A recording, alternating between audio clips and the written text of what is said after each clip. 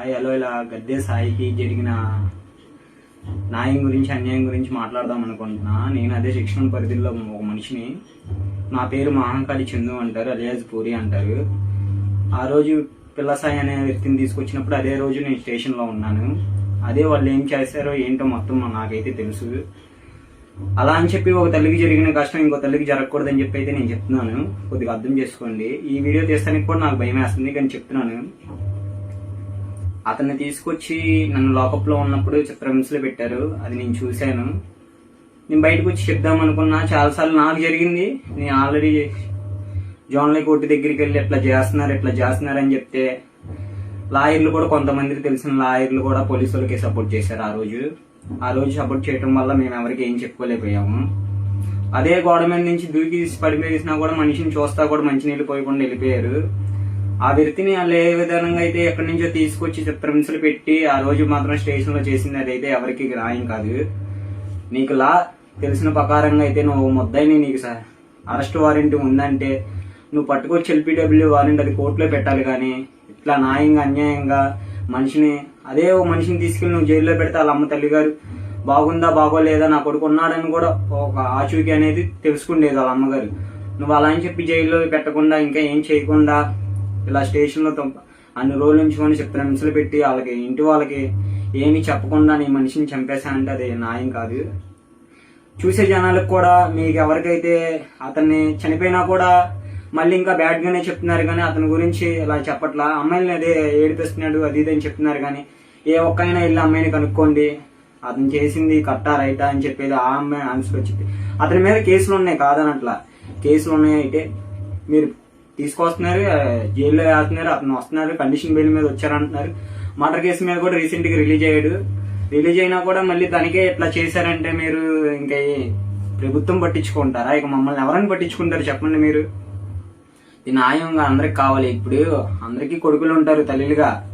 ఒకటి ఏంటంటే న్యాయం కావాలి. అతన్ని చంపమని పైనుంచి ఆర్డర్లు అయితే పంపించలేదుగా. అతన్ని చంపమని పైనుంచి ఆర్డర్లు అయితే రాలేదుగా. నువ్వు ఆర్డర్ రాకముందు నీ ఇష్ట ఆ రోజైతే తీసుకొచ్చారండి. తీసుకొచ్చిన తర్వాత పైన సీలింగ్లు ఊడిపోతున్నాయని చెప్పి నేను అన్నాను. పైన ఫ్లైట్ అనేది వేస్తారనమాట.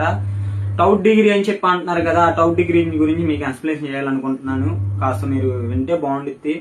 ఆ టౌట్ డిగ్రీ అనేది ఎట్లా అంటే, ఇప్పుడు చాలా మంది టౌట్ డిగ్రీ అంటున్నారు కానీ టౌట్ డిగ్రీ ట్రీట్మెంట్ ఎవరికి తెలియదు అసలు. అది ఇప్పుడు మన టౌట్ డిగ్రీ అనేది ఎట్లా అంటే ఒక డ్రై ఐస్ లాంటిది. మన ఫ్రిడ్జ్ లో పెట్టే కరెంట్ ఐస్ క్రీమ్ ఉండిద్దిగా అండి. అది మొత్తానికి కరెంట్ ఇచ్చే ఐస్ క్రీమ్ తీసుకొస్తారనమాట. తీసుకొచ్చేది మగోడికి అయితే ఎక్కడైతే ప్రాణం ఉండిద్దో అక్కడ పెట్టేస్తాడు. అక్కడ పెట్టేసి నానా చిత్రహింసలు పెడతారు. మనం చేసినవి ఒప్పుకున్నా కూడా ఇంకా అతను ఇంకా ఏమన్నా మేము చెప్పిన వరకు ఒప్పుకోవాలని అని చెప్పి ఇట్లా ఒప్పించే పద్ధతులు చేస్తారు. మేమేమన్నా ఇట్లా కోర్టులో మేజిస్ట్రేట్ గారికి ఇట్లా చెప్తామన్నా కూడా మీరు చెక్ వచ్చిన తర్వాత మీ మీద మీ పెడతామని బెదిరిస్తారు. తెలుసుకోడా అండి, ఇది ఎవరు పట్టించుకోకపోవటం. మనిషి చావండి మామూలు విషయం కాదు. చంపే హక్కు లేదు మనకి రాజ్యాంగంలో రాసినంత పరగన. అంటున్నాయని ప్రిజనల్ మాత్రమే అతను. సిటీ పడినోడికి అనుమానితులు మాత్రమే కానీ ఆయన మన జిల్లా కారాగారం అంటారు. కానీ తప్పు చేసిన వాడికే మనం జైల్లో పెడతారు. జైల్లో పెట్టిన తర్వాత విచారించేది కోర్టు. అది అతను తప్పు చేశాడా అది లేని అన్నది ఇంకా షార్ట్ షీట్లు పడిన తర్వాత కేసు విచారణ అయిన తర్వాత తెలిసేయన్నీ. అసలు అతన్ని ఏ కేసులో తీసుకొచ్చి మీరు ఏ కేసులో నుంచి ఏ కేసులోకి ఎలా చేశారంటే ఇది ఎవరు చెప్పుకోలేని విషయం, ఎవరు పట్టించుకోలేని విషయం కూడా. చాలా మంది ఆ తల్లి గారికి జరిగిన న్యాయం గురించి మాట్లాడాల్సిందని కోరుతున్నాము. అందరికి చేతులెత్తి దండం పెడుతున్నాను. నాకు జరిగినట్టే ఇంకా వేరే వాళ్ళకి జరిగితే వాళ్ళ తల్లి గారు కూడా ఒకటే చెప్తున్నారండి, నా కొడుకు జరిగినట్టే మీకు ఎలా జరిగితే మీరు ఊరుకుంటారా? ఆ రోజు నేను ఉన్నా కాబట్టి, ఆ రోజు నేను ఆ పక్కన ఉన్నా కాబట్టి ఈ రోజు వీడియో తీసి చెప్తున్నాను. నా ఈ వీడియో తీసినంత మాత్రాన వాళ్ళు నన్ను ఏదో చేస్తారని ఇదేం కాదు. ఎవరన్నా చనిపోవాల్సిన వాళ్ళమే మనుషులు అన్నాక. ఎవరు భూమి మీద శాశ్వతంగా బతకం. కానీ తప్పులు చేస్తా ఉన్నా కూడా ఈ అధికారం పట్టించుకోవట్లేదు. ఈ అధికారం ఏమైపోయింది, అధికారం ఏంటి, యూత్ ఏంటి? అదే ఓట్లు వేసేటప్పుడు అమ్మ ఏం చెప్పి అడుగుతారు. ఓట్లు వేసిన తర్వాత గెలిచిన తర్వాత ఇంకోలాగా చేస్తున్నారు. అది మనకి మనలో ఉండిద్ది. మనం ఓటు వేసేటప్పుడు మనలో ఉండాలి. ఏది మంచి ఏది చెడ్డో మనం ఎలా అని చెప్పి అలా మాటలు వినేసి అలా పడితే అలా చేస్తున్నాం. అది కరెక్ట్ కాదు. అతని గురించి 28వ తారీఖు 29వ తారీఖు చెప్పారు. అది అస్థికులు ఏంటియో తన ఏంటియో ఇవ్వాల్సిందిగా కోరుతున్నాం. అసలు చంపే రూల్స్ లేదు.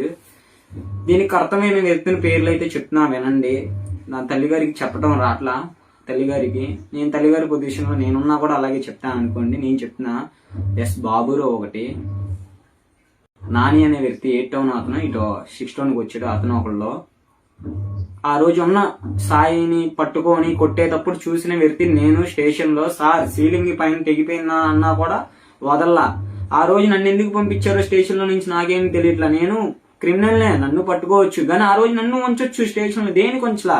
అసలు ఏం చేద్దామని చెప్పి మిగతా ఉన్న వాళ్ళందరినీ పంపించేశారు. ఆ సాయి అనే అన్నతో పాటు ఉన్నోళ్ళు మాత్రం నోరు తెరిచి నిజం అనేది బయట చెప్పాల్సిందిగా కోరుతున్నాను. సాయికే జరిగింది, తర్వాత నీకు జరగదని ఏంటి? తప్పు చేయొచ్చు, తప్పు చేసామంటే కోర్టు ఉండిద్ది, కోర్టులో మేజిస్ట్రేట్ గారు ఉంటారు, వీళ్ళు ఉంటారు. మరీ అంత అన్యాయమైన తప్పు అయితే ఎవరు చేయలేదు. పిల్లల్ని మానబంధం చేసేవాళ్ళని, మటర్లు చేసేవాళ్ళని, అమ్మాయిని ఎత్తుకెళ్లే వాళ్ళని వాళ్ళని శిక్షించొచ్చుగా. మన రాజకీయం రాసిన ప్రకారంగా, మన రాజకీయం రాసినట్టు మనకి చంపాలని రూల్ లేదు. రూల్ నువ్వెందుకు తీసుకొచ్చో, నువ్వెందుకు పెట్టావు అని అడుగుతున్నాం మేము. దానికి చెప్పాలి ఆన్సర్. చెప్పపోతే అండి ఏదో చేస్తారు. ఇయే కాదండి, సిఏ గారు చాలా చేశారు, చాలా వరకు బయటికి రాలా. ఇది కనుక న్యాయం జరగలేదనుకో, ఎక్కడ దాకాలలో అక్కడ దాకా వెళ్తాం. ఒక చావుతో ఆగేదైతే కాదు ఇది, చెప్తున్నాను. ఒక తల్లిగా ఆమె ఎంత బాధపడుతుందో అందరం చూస్తున్నాము, అంతా వెళ్తుంది, వీడియో మొత్తం బాగుతుంది. అలాంటిది నువ్వు మనిషిని తీసుకెళ్లిపోయి మనిషిని మనిషి తల్లి గారికి ఒక ఆఖరి చూపు కూడా చూపు కట్టకుండా నువ్వు అయ్యి అని చెప్పి డబ్బులు గిబ్బులు అని చెప్పి అయ్యి ఏం చేద్దామని? నీకు యూనిఫామ్ ఇచ్చింది 5 ఏళ్ళతో అన్నం తినమని, నలుగురికి మంచి చేయమనే, కానీ నలుగురిని చంపేయమని అయితే నీకు ఉద్యోగం ఇవ్వలా.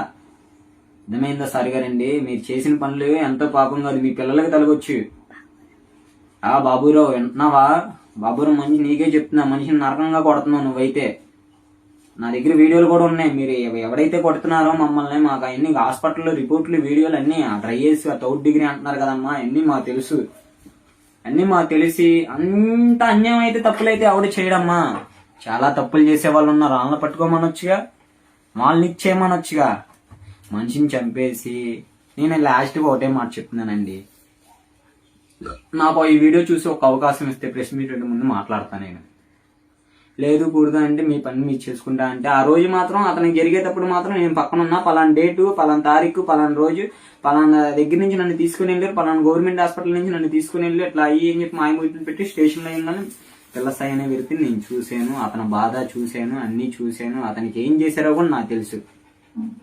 చాలా మంది చెప్పొద్దు, ఇలా నీకేమైనా ప్రాబ్లం అయితే అనుకుంటున్నారు. అవునే, ఇప్పుడు అతనికి జరిగిన ప్రాబ్లం నాకు జరిగిన నష్టమేమి ఉండదు. నా తల్లి ఎట్లాగే బాధపడిద్ది. ఈ వీడియో దయచేసి అందరూ లైక్ చేసి, చాలా న్యాయం జరగాలని కోరుతున్నాం. మనకి ఏమీ వద్దు, న్యాయం అనేది జరగాలి. మన ఆంధ్రప్రదేశ్లో న్యాయం అనేది లేకపోతే ఇంకెక్కడి నుంచి రావచ్చు? రాదు కదా. షో ఉంటా. ఓకే.